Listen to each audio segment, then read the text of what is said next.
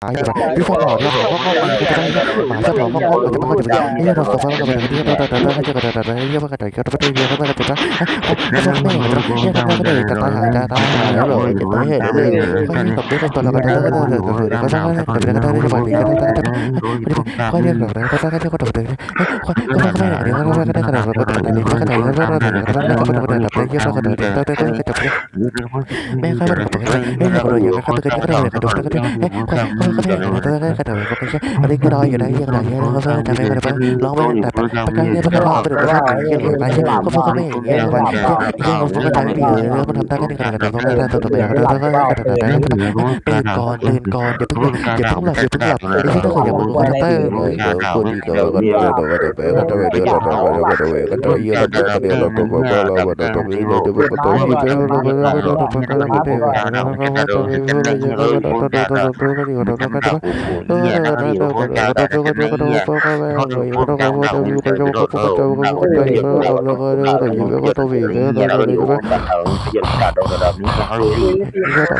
dong đó cái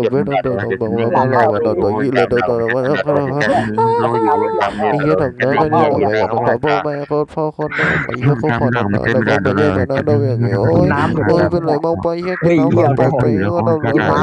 đâu nó lại là iya đâu đó cái gì rồi iya đâu tụi phong đâu mà đâu toàn chi lớn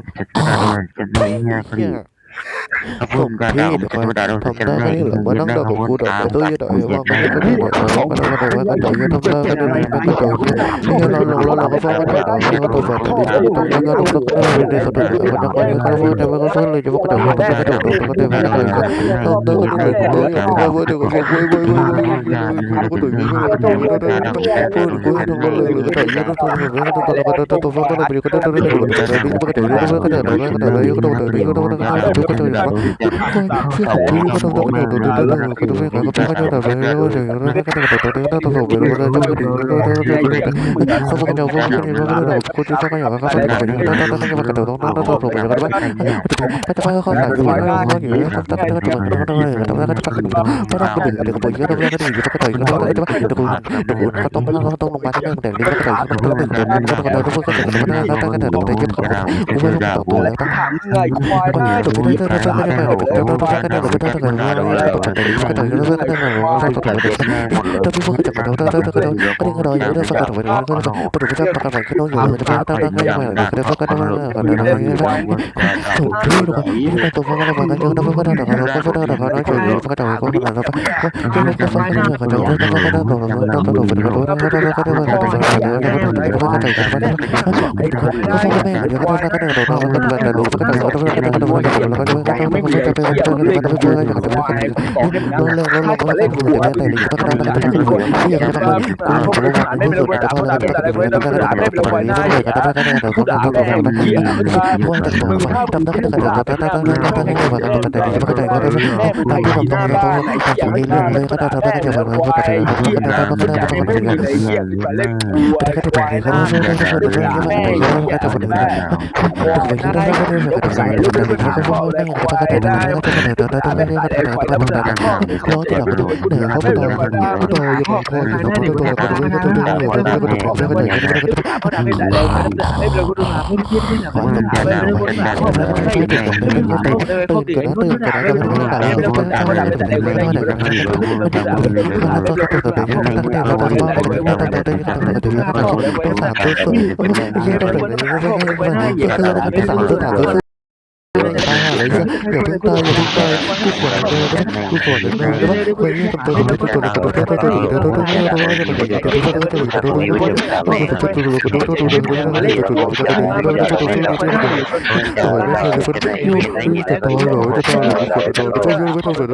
tập tôi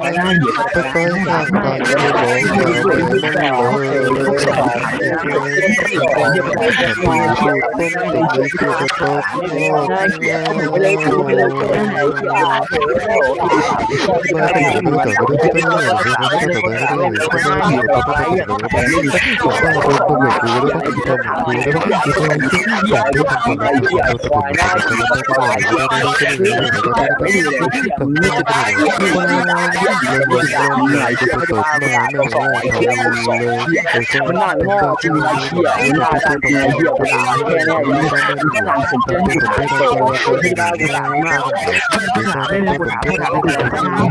những video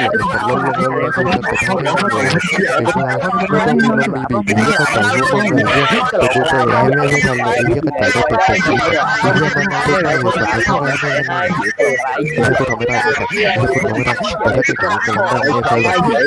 ควายไอ้ควายทำตัวเล่นเล่นแต่จะตกมาแม่มึงไอ้ควายไอ้ควายนั่งเล่นแม่มึงไอ้พ่อแม่มึงไอ้ควายไอ้ควายที่ทำให้ฉันจะไม่เป็นแบบตัวกูเลยกูจะเรียกว่าน้ำโม่ไม่สมควรต้องเรียกต้องเรียกไอ้พวกเราต้องเรียกไอ้ต้นไอ้น้ำโม่ไอ้เชี่ยขอให้ไอ้เชี่ยสองเพื่อนทำตัวเราไอ้เชี่ยมันหลอกไอ้เชี่ยมันใจไม่ดีเชี่ยมึงจะเล่นหัวเลยเรื่องง้อได้ได้ไอ้เชี่ยพวกกูควายได้เชี่ยเหรอว้าวจะพี่หน่อยว่าบ้าไม่ไม่ตัวไม่เห็นไอ้ควายรู้จักบ้าตัวควายควายควายควายมันก็ควายไม่ได้ไม่ได้ไม่ได้ไม่ได้คนนี้หล่อหล่อหล่อหล่อหล่อหล่ออย่าเพิ่งร้อนอย่าเพิ่งร้อนก่อนอย่าเพิ่งร้อนอย่าเพิ่งร้อนเดี๋ยวคนนั่งอยู่ที่ไหนใช่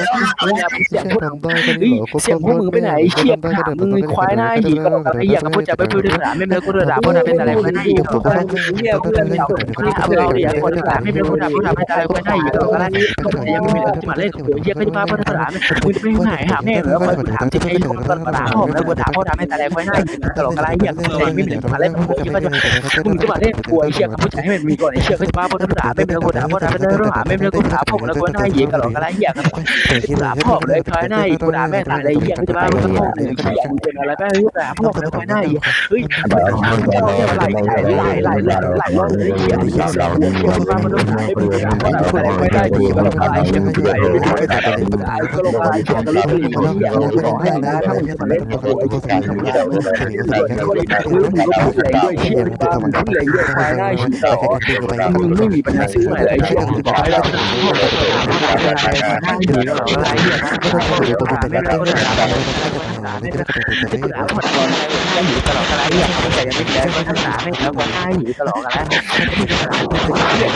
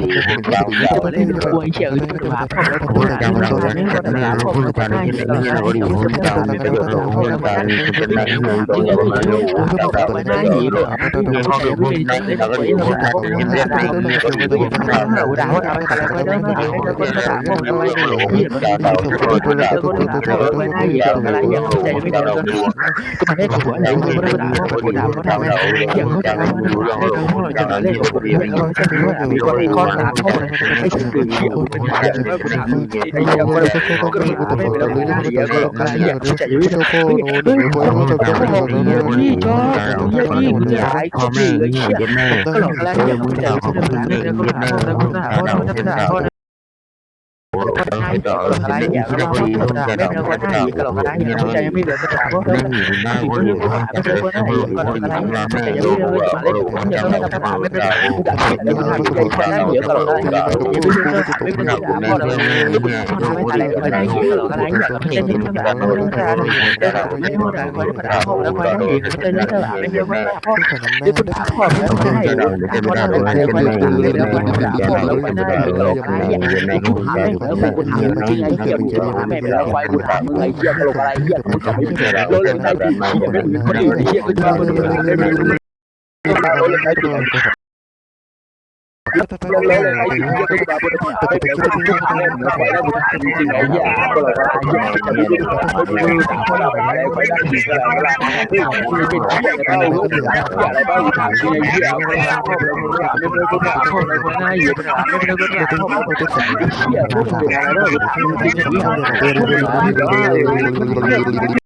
ย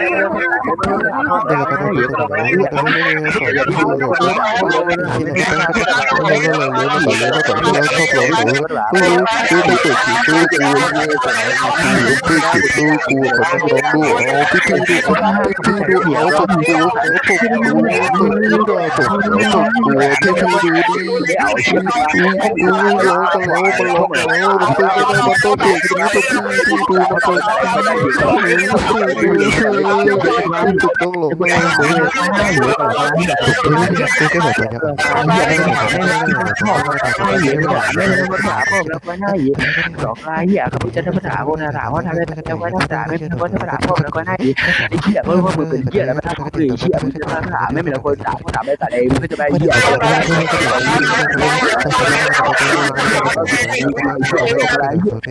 tôi hô một giết đi tôiจะด่าไอ้เหี้ยเฮ้ยไอ้คนเดือดเป็นเหี้ยอะไรวะกูด่าก็ด่าไม่เป็นไรกูด่าก็ด่าไม่แต่อะไรคอยได้กูจะไม่ดีก็ด่าจะมาเล่นก็เหี้ยแล้วก็ได้เขาบอกว่าหน้าใหญ่ลูกกระหล่อกระหลี่เหี้ยมึงไปช่วยใครขี่แม่มึงได้เลยใครแม่มึงใครขี่หน้าบ้านอะไรมึงก็จะได้เหี้ยหลอกอะไรเหี้ยร้องได้เลยนะแม่มึงใครขี่หน้าบ้านไม่ใช่ควายนะ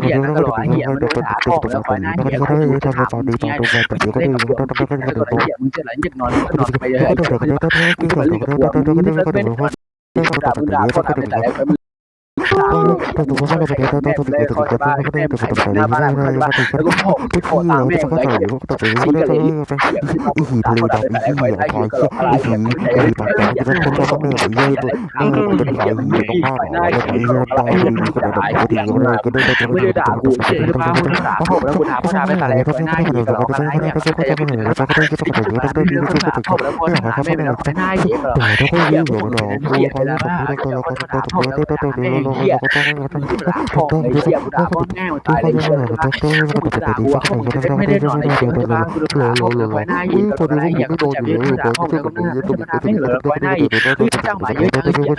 เฮ้ยจ้างหมายเยอะเลยก็ด่าพ่อเลยไว้หน้าอีกแล้วก็ด่าไม่ถูกก็ด่าพ่อเลยอะไรไว้หน้าอีกก็หลอกอะไรแต่จะไม่จะมาเล่นกูอีกก็ด่าก็จะมาเล่นยิ่งใจมันมีกว่าที่ยังไม่ได้เหี้ยมันก็ด่าพ่อเลยไว้หน้าอีกก็หลอกอะไรเหี้ยแล้วก็ด่าไม่เป็นไว้หน้าอีกก็หลอกอะไรเหี้ยมันโอ้เลยไปติดเหี้ยแล้วบอกเลยก็สองง่ายควายหน้าขี่มึงไม่มีจะด่าหัวเหี้ยมึงน่าสนใจด่าเป็นอะไรควายหน้าขี่ก็หลอกอะไรเหี้ยแต่ยังไม่มีจะด่าหัวเหี้ยโตเลยสองตัวเหี้ยไม่บ้าเหี้ยมันก็ด่าไม่เป็นควายหน้าขี่ก็หลอกอะไรทำใจไอ้เหี้ยมึงพ่อมึงเป็นเหี้ยอะไรบ้ากูถามมึงไงควายหน้าขี่ก็ด่าพ่อเลยก็ด่าไม่เป็นก็ด่าพ่อมันควายหน้าขี่ก็หลอกอะไรเหี้ยก็ไม่ใช่พ่อด่าไม่เป็นก็ด่าพ่อเลยไม่เป็นควายหน้าขี่ก็หลอกอะไรเหี้ยก็ไม่ใช่ไม่เป็นก็ด่าพ่อควายหน้าขี่ก็หลอกอะไรเหี้ยไม่ใช่ไม่เป็นก็ด่าพ่อแล้วก็หน้าขี่ก็หลอกอะไรเหี้ยก็ไม่ใช่ก็ด่าไม่เป็นอะไรเลยก็จ่ายเลยก็จ่ายไม่ออกก็ตายควายหน้าขี่พวกนึงถ้าไปเล่นกับหัวเหี้ยคนไหนจะด่าเดี๋ยวด่าพ่อด่าอะไรควายหน้าขี่ด่าพ่อควายหน้าด่าไม่เห็นเราควายหน้าขี่ก็บอกเหี้ยแล้วก็ด่าไม่ด่าไม่เลยคนเสียงแน่เลยควายหน้าขี่กูด่ามึงควายหน้าขี่ก็หลอกอะไรเหี้ย